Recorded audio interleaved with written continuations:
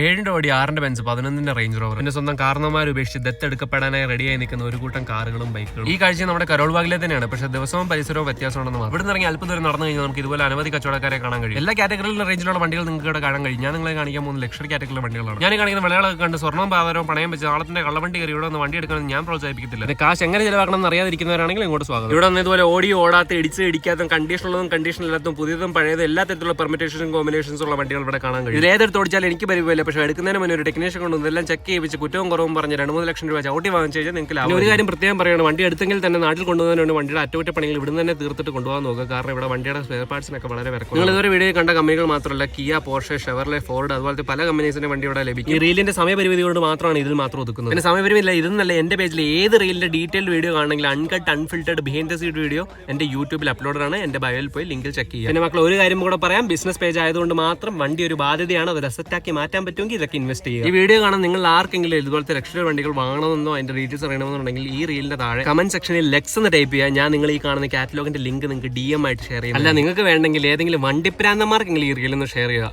അപ്പം ശരി, ബൈ.